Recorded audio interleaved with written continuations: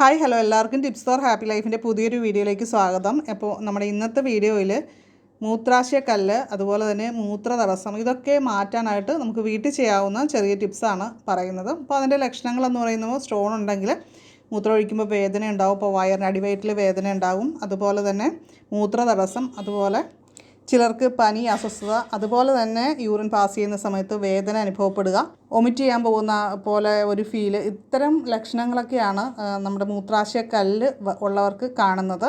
ഇതൊരു വലിയ സീരിയസ് ആയിട്ടുള്ളൊരു വിഷയമല്ല, എങ്കിൽ പോലും നമുക്ക് വേദന സഹിക്കാൻ പറ്റാത്ത അവസ്ഥയിലേക്ക് പോകാറുണ്ട്. അപ്പോൾ അതിന് നമുക്ക് നമ്മുടെ പറമ്പിലൊക്കെയുള്ള ഔഷധ സസ്യങ്ങൾ ഉപയോഗിച്ചിട്ട് നമുക്കൊരു റെമഡി തയ്യാറാക്കാം. അതിനായിട്ട് നമുക്ക് വേണ്ടത് തഴുതാമയാണ്. എല്ലാവിധ മൂത്രാശയ സംബന്ധമായ രോഗങ്ങൾക്ക് ഉത്തമമാണ് തഴുതാമ ഉപയോഗിക്കുക എന്നുള്ളത്. അപ്പോൾ നമ്മളിവിടെ എടുക്കേണ്ടത് ഒരു 15 തഴുതാമ ഇലയാണ്, അതേപോലെ തന്നെ 30 ചെറുളയുടെ ഇലയും. അപ്പോൾ ഈ ചെറുളയുടെ ഇലയൊക്കെ നമ്മുടെ പറമ്പിലൊക്കെ ധാരാളം നിൽക്കുന്നതാണ്. അതിന് ചെറിയ വെള്ളപ്പൂവും കാര്യങ്ങളുമാണ്.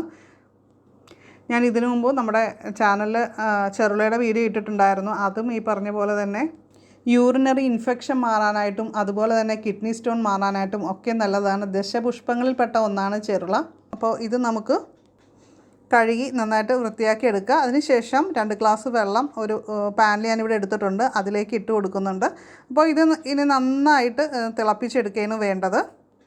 ചെറുളയ്ക്ക് മറ്റൊരു ഗുണം കൂടിയുണ്ട് കേട്ടോ, അതായത് പ്രമേഹത്തെ ഇല്ലായ്മ ചെയ്യാനായിട്ട് ഒരു കഴിവുണ്ട്. അപ്പോൾ നമ്മൾ ചെറുളയുടെ ഇല മോരിൽ അരച്ച് കഴിക്കുന്നത് നല്ലതാണ്.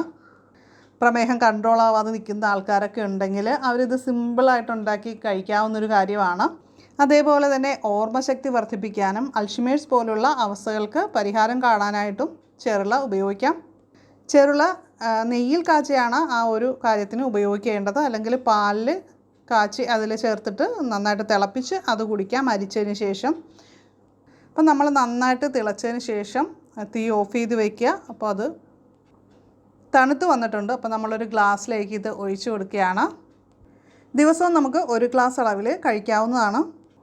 7 ദിവസം കണ്ടിന്യൂസ് ആയിട്ട് കഴിക്കുക. അപ്പോൾ തന്നെ നമ്മുടെ ആ വേദനയും പ്രശ്നങ്ങളും ഒക്കെ മാറിക്കിട്ടുന്നതാണ്. അപ്പോൾ ഇത് കഴിക്കുന്നതിലൂടെ മൂത്രാശയക്കല്ല് അലിഞ്ഞു പോകാനായിട്ട് ഇടയാകുകയാണ് ചെയ്യുന്നത്. അപ്പോൾ പൊട്ടാസ്യം നൈട്രേറ്റ് ധാരാളം അടങ്ങിയിട്ടുള്ള ഒന്നാണ് നമ്മുടെ തഴുതാമ. അപ്പോൾ തഴുതാമയില ഇങ്ങനെ നമ്മൾ ഉണ്ടാക്കി കുടിക്കുന്നത് വഴി മൂത്ര തടസ്സമൊക്കെ ഉള്ളവർക്കാണെങ്കിൽ ആ മൂത്ര തടസ്സവും ഒഴിവായി കിട്ടും. അപ്പോൾ ഇന്നത്തെ വീഡിയോ നിങ്ങൾക്ക് ഉപകാരപ്രദമായെന്ന് കരുതുന്നു. ഇതുപോലുള്ള കൂടുതൽ ടിപ്സ് നമ്മുടെ ചാനലിൽ ഉടനെ അപ്ലോഡ് ചെയ്യുന്നതാണ്. ഒരുപാട് ഹോം റെമഡീസ് നമ്മുടെ ചാനലിൽ ഉണ്ട്. അപ്പോൾ കാണാത്തവർ അതൊക്കെ ഒന്ന് കണ്ടു നോക്കുക.